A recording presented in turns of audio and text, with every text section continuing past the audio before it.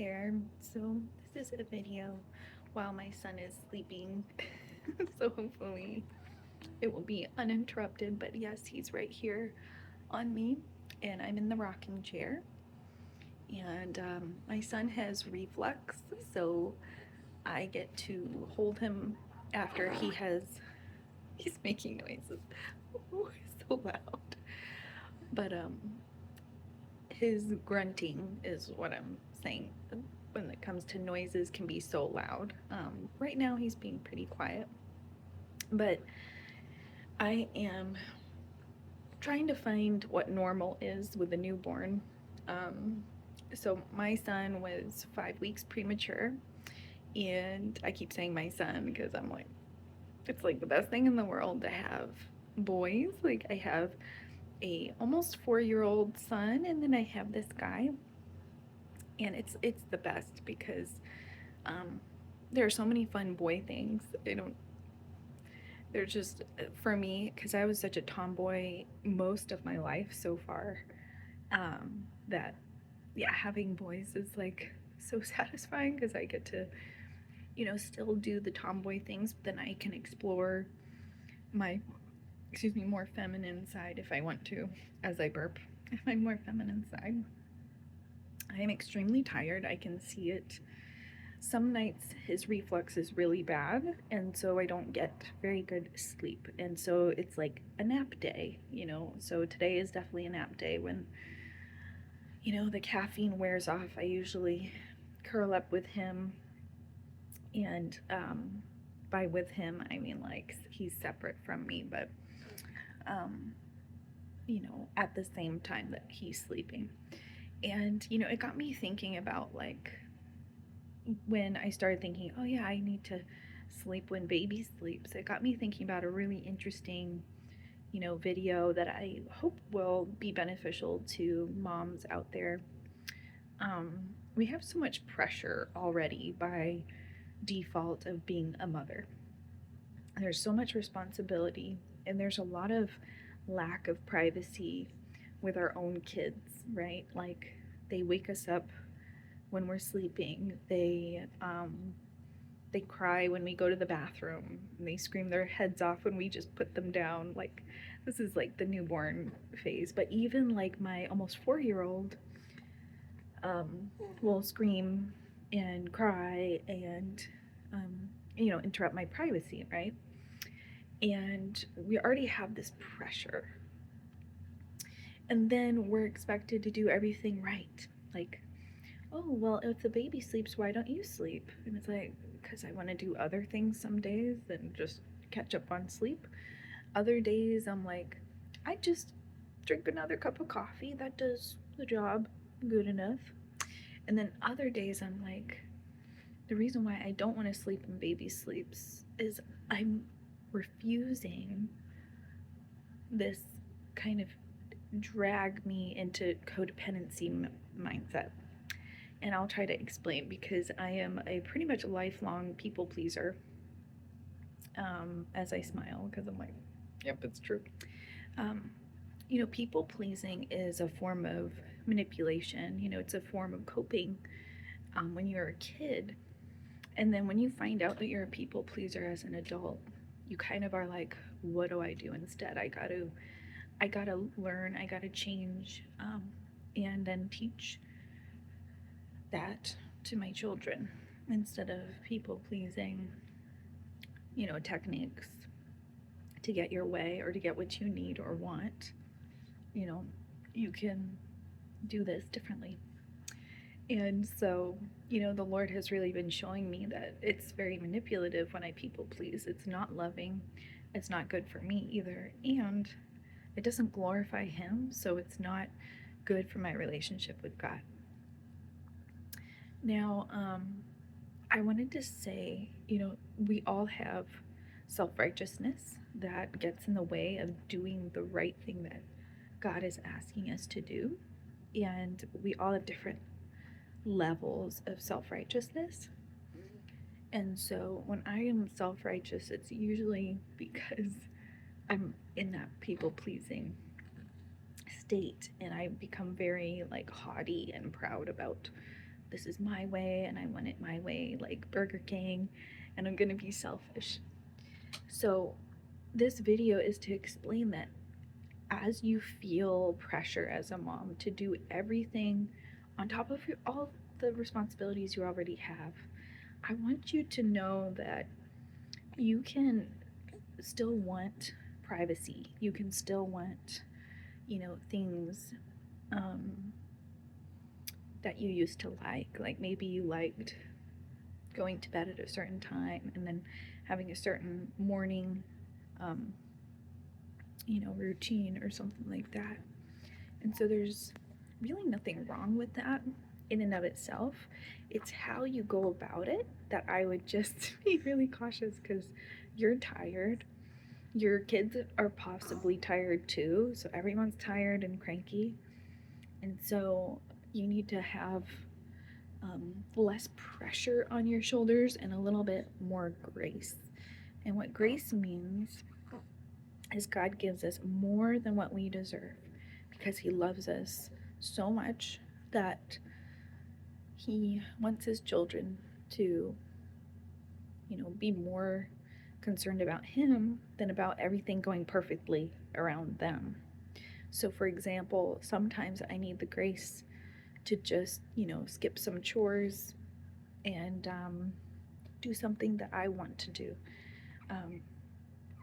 so that I can enjoy the day. Because if all I do is stay home, locked in the house, like when you feel locked down at home, isolated from things that you want to do, then it's really hard to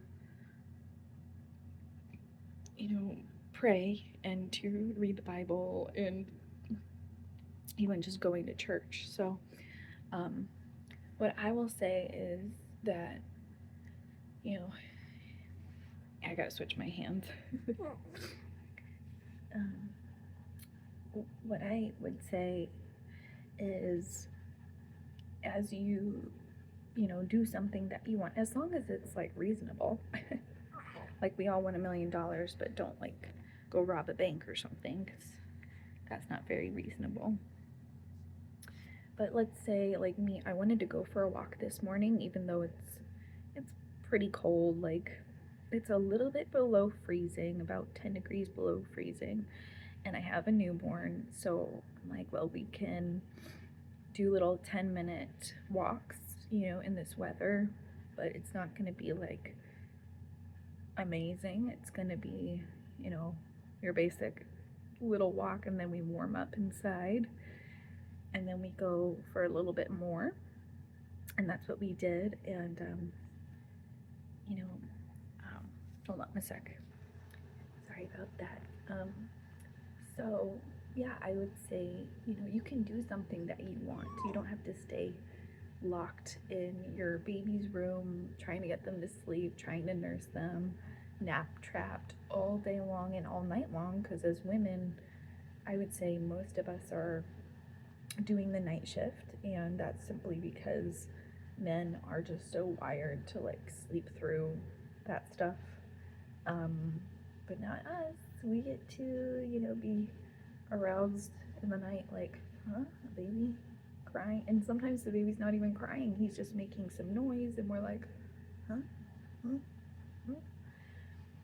So what grace does is, even though, yeah, maybe we, deserve to just stay home locked in the four walls of our house, and maybe even a room in our house, because we get so concerned, oh, baby's not sleeping, baby's not eating, to our standards. Not that, obviously, if there's a concern, you can talk to their doctor, or, that's genuine concern. But, I'm talking about, like, it's really hard when the whole world right now is screaming at, I think, women, to give up their privacy, give up their desires that are from being, in both of those cases, both the desire and the privacy, I think, world of things is just being attacked. And I'll try to explain what I mean by privacy. Everyone is like, they need, everyone needs, there we go, privacy. But, you know, with social media, you feel like you have to share every detail of your life, personal, private things. I see moms all the time, and me included at one point, just so you know, sharing things that they could just talk to their husbands about and not post all over the internet. Or maybe it's something about like medical things. I don't know why, but lately, like the medical information is just like talked about all the time online, and people are just sharing their private, you know, medical information openly. That's fine if you feel comfortable doing that. You don't have to. And so there's just all these things being, like, it used to be private things like your sexuality or your health. So I keep getting interrupted. It's nobody's fault. It's just life happening. But the point I'm trying to get at is that there's just so much like you see in the news that should just be your personal private decision that you make, you know, with a doctor or with your spouse or maybe someone close to you, you know, a loved one. But they make it seem like, oh yeah, now we're talking about all those private issues, you know, that it's driving me crazy a bit as a believer in Christ, because I'm like, I just want us to talk about what like really matters in society. And I feel like we're just all missing the major things and we're focusing on the minor. And it's also like there's just so many different perspectives going on. But then because there are different perspectives on things, we're calling people like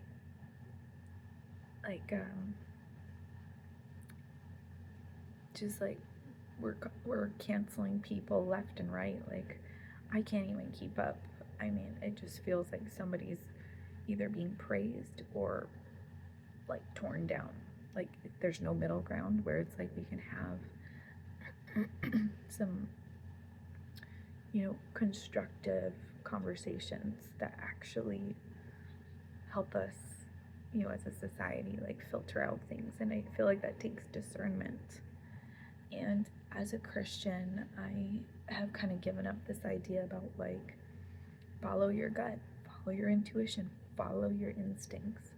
I'm not saying you don't have instincts, and I mean, that's a whole separate thing, like, you know, but I think as a practice, we should be practicing discernment, because our instincts, they're kind of hit or miss.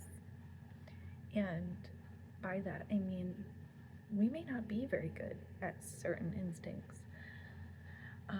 When I first became a mom, I felt like my instincts as a mom weren't as sharp. And I always felt bad, like, oh, I'm like an awful mom because my instincts aren't as sharp. But the truth is that God didn't give me instincts, He gave me the Holy Spirit. And the instincts that He designed me with are just that. They're just part of, you know, His design. It's not that what I mean is He didn't give me special instincts. It's like everyone has instincts, and they're not like any more special than another person's instincts. It's just like, oh, maybe I don't have as sharp instinct as you do in a certain area. And then I think we're really hard on ourselves as moms. Like if that's not good, we start saying, you know, oh, our intuition is off. And then it's like, I don't really think that intuition is from God. And I do think that He gives us the spiritual gifts of discernment. And I think even every person on earth has discernment because we all have conscience. And so it's better than intuition. It's like we can all agree on that. But the special, I want to say, endowing of the spiritual gift of discernment, that is different. And I always felt like maybe God gave me the spiritual gift of discernment. But then people make it out to be like, oh, you're some like psychic, like, you know, it's like, no. There is no power like God's power of the gifts that he gives. So we can't make it up on our own like psychics.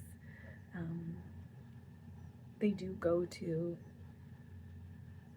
a power, but they don't give the credit to the power that they go to, which is demonic.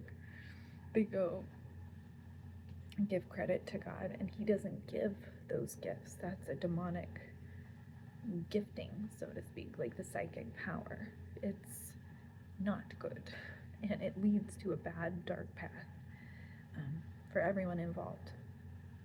So that's a hard line, I know, but I also think there's a lot to work with in this video. So just a lot of my thoughts on motherhood. Hopefully you can take from it any wisdom or any help, and that know that God is with you and you can go to him for all of your needs, and he gives graciously to those who seek him, and he doesn't just give materialistically, which we do need things like food and clothes and those things, but he also gives spiritually, very, very abundantly.